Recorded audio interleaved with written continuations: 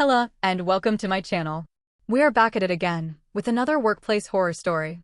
I will keep the content coming, so as always, give me a like, shoot me a comment, or subscribe if you are feeling friendly today. I also take suggestions for story ideas or emails from people that would like their own story to be featured on the channel. But anywho, let's get into it. The fluorescent lights of Sterling Solutions hummed a low, monotonous tune, the kind of sound that burrows into your skull and stays there. For Alvera Vance, it was the official anthem of her daily degradation. It hadn't always been this way. She remembered her first day 6 months ago, the crisp newness of her ID badge, the scent of industrial-strength coffee, the genuine thrill of walking into a bigger league. Sterling was a major player, and she was ready to prove she belonged. Her first month felt like a dream, a golden age she'd later replay in her mind with a bitter, hollow laugh. She was tasked with overhauling the quarterly reporting process, a tangled mess of spreadsheets and manual entry that everyone else avoided. Alvera loved it. She dove in, spending late nights fueled by takeout, mapping inefficiencies on a whiteboard until it looked like a madman's scrawl, and writing elegant code that made the whole Rube Goldberg machine run with a single click. When she presented her solution, a panel of stone-faced senior managers actually broke into spontaneous applause. The CEO himself, a distant, almost mythical figure named Mr. Sterling, sent a company-wide email commending her innovative spirit and exceptional competence. For a brief, shining moment, she felt the warm glow of being seen, of being valued. It was the last time she would feel that way at Sterling. Her success, it turned out, had painted a target on her back. The campaign against her was a masterpiece of silent, insidious warfare, waged by her 3 colleagues, Liam, Chloe, and Marcus. They were a toxic triumvirate, a closed loop of professional jealousy and casual cruelty, and she was their sole focus. Liam was the undisputed ringleader, a man whose charisma was a weapon. He wielded it with surgical precision, making cuts so clean you didn't realize you were bleeding until you saw the stains spreading. It started small. Things you could almost explain away. He'd forget to invite her to a crucial project meeting, then catch her eye afterward with a sympathetic wince. "So sorry, Alvera, total oversight. I'll catch you up." But he never did. He'd take an idea she floated in a private brainstorming session, a novel approach to the Henderson account, and present it as his own a week later, using her exact phrasing. "Great minds think alike, Alvera," he'd said with a disarming wink, making her feel petty and small for the hot flare of anger in her gut. Chloe, his ever-loyal lieutenant, was the master of digital sabotage. Her work was subtle, a quiet click of a mouse that could derail a week's worth of work.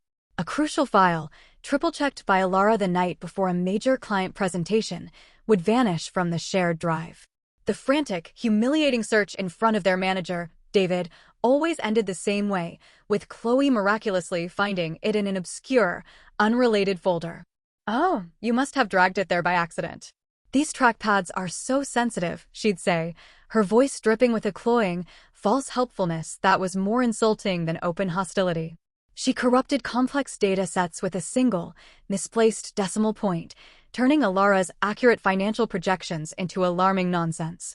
She was a ghost in the machine, spreading quiet rumors like smoke under a door that Alvera was overwhelmed. A bit disorganized. Not really a team player, poisoning the well with anyone who might have offered a hand. And then there was Marcus. Marcus, the quiet observer whose silence was the loudest sound in the room. His inaction was an active, damning form of consent. Alvera would see him watch Chloe rename a folder containing her work. She would see him read an email from Liam that blatantly misrepresented her contributions, an email he knew was a lie.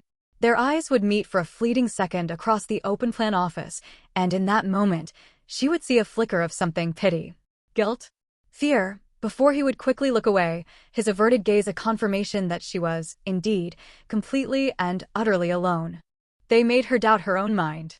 The gaslighting was a slow, constant drip of poison that eroded her confidence day by day. She started to feel a knot of anxiety tighten in her stomach every time she booted up her computer. She once tried to raise her concerns with David, her manager, a man whose spine seemed to be made of jelly. She sat in his sterile office, her palms sweating, and explained that her work was being interfered with. David had steepled his fingers, avoiding her gaze. "Alvera," he'd said with a weary sigh, "we need to be team players here. Sometimes in a high-pressure environment, personalities can clash."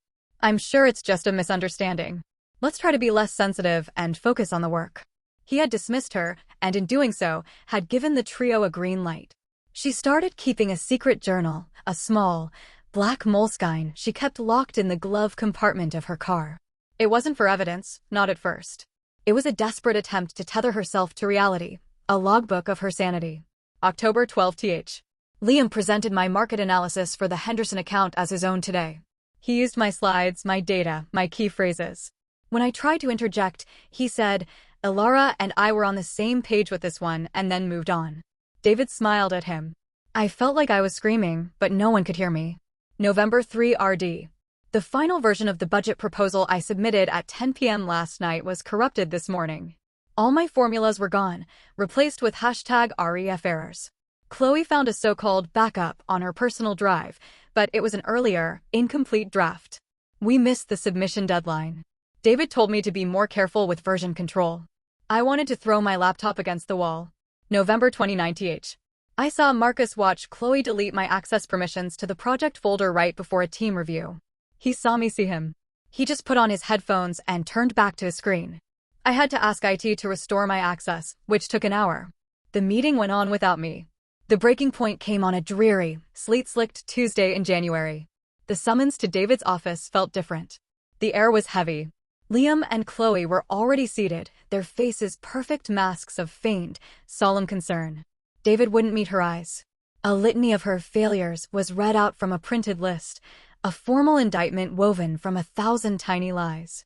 Missed deadlines she had actually met, client complaints she had never received, a disruptive and uncooperative attitude. She tried to defend herself, her voice trembling with a mixture of rage and desperation. That's not true, she'd say, her voice sounding thin and reedy in the silent room. The Henderson report was on time. Liam would interject smoothly, it was, but the data was flawed. I had to stay up until 2 a.m. to correct it myself. Chloe would add, her voice soft with fake sympathy, we were all worried about you, Alvera. You seemed so stressed. They twisted everything, turning her diligence into incompetence and her reactions to their abuse into proof of her instability. David, eager to resolve the unpleasantness and avoid any real management, bought every word. She was fired, effective immediately, for a consistent pattern of underperformance. The world seemed to tilt. The hum of the lights grew louder. As she packed her personal belongings into a flimsy cardboard box, her hands shaking, the three of them watched from the periphery. Liam had the audacity to walk over. He leaned in close, his voice a low, condescending whisper, meant only for her. No hard feelings, Alvera. It was just business. You just weren't cut out for this level of play. Some people just can't handle the pressure. That night, despair was a physical presence in her small apartment. It sat on her chest, making it hard to breathe.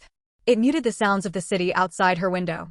She replayed every moment, every lie, every averted gaze. They hadn't just taken her job, they had tried to erase her, to rewrite her as a failure. She curled up on her sofa, the city lights blurring through her tears, and for a few hours, she let them win. But as the sun rose, casting long, gray shadows across her floor, something shifted. The despair didn't vanish, it began to burn.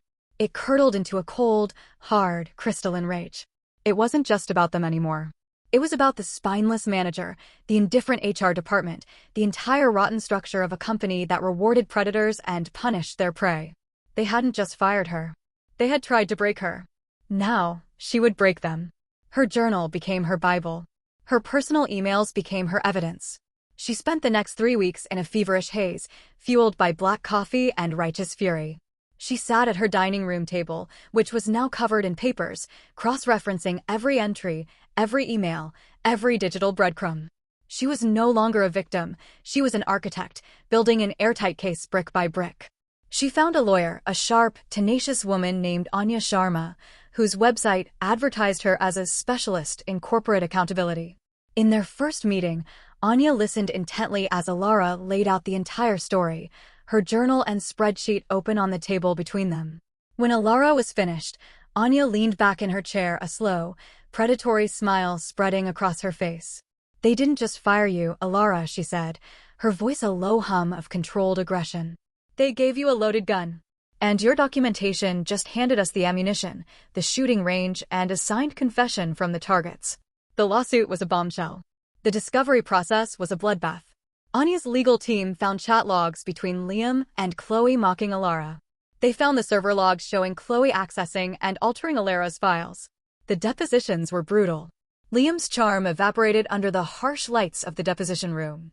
Chloe's lies crumbled into a mess of contradictions until she finally broke down in tears. And Marcus, forced to testify under oath, was the most pathetic, admitting in a barely audible mumble that he had seen what happened and had chosen to do nothing. The media caught wind of the story. Sterling Solutions became the poster child for toxic work environments. Clients pulled their contracts. The stock plummeted. Within a year, the company filed for bankruptcy. Phoenix Enterprises, a larger, more reputable firm, acquired Sterling's assets for pennies on the dollar. They needed a fixer, someone to lead a complete cultural overhaul. Anya Sharma, during the settlement negotiations, made sure Alvera's name was at the top of their list. On a bright Monday morning, 18 months after she had been escorted out with a box, Alvera Vance walked back through the familiar glass doors.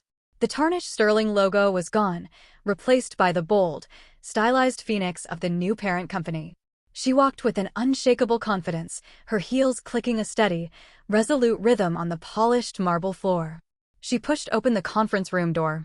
3 pairs of eyes widened in stunned, horrified disbelief. Liam froze mid-chuckle, his smile shattering like cheap glass. Chloe went so pale that a small tremor in her hand sent coffee sloshing over the rim of her cup. And Marcus, his face a mask of pure, abject dread, looked like he wanted the floor to open up and swallow him whole. Alvera placed her leather briefcase on the head of the conference table, the very same table where they had dismantled her career. She let the silence stretch, savoring the palpable shock in the room. It was sweeter than she had ever imagined. "Good morning," she said, her voice calm and clear. "For those of you who don't know me, I'm Alvera Vance. I'm your new director of operations." She paused, letting the full weight of that title land. "I believe some of you," she continued, her eyes locking onto Liam, then Chloe, then Marcus, "are already familiar with my work. You know firsthand my attention to detail, my commitment to accuracy, and my unwavering belief in accountability. We have a lot to discuss and a lot to change." She looked at Liam. "Liam, I'd like a full audit of all your active accounts, including a detailed breakdown of your personal contributions versus team contributions for the last year. Have it on my desk by noon." She turned to Chloe, who was visibly trembling. "Chloe, you'll be documenting every single workflow process in this department. I want flowcharts, procedural guides, everything. You're good with details, I recall. I expect the first draft by end of day tomorrow." Finally, her gaze fell on Marcus. He flinched. "Marcus, you will be in charge of scheduling one-on-one transitional interviews with every single member of this team. We need to assess morale and identify cultural pain points. You'll start with yourself. My calendar is open." She stood tall, a picture of absolute authority. She smiled, a genuine, radiant smile that didn't quite reach her eyes. It was a predator's smile. "Welcome to the new Sterling. Let's get to work." Okay, well, that was an interesting ending for Alvera, but probably expected. If you are listening to these, you probably know what to expect. Until the next video, take care and have a great day, everyone.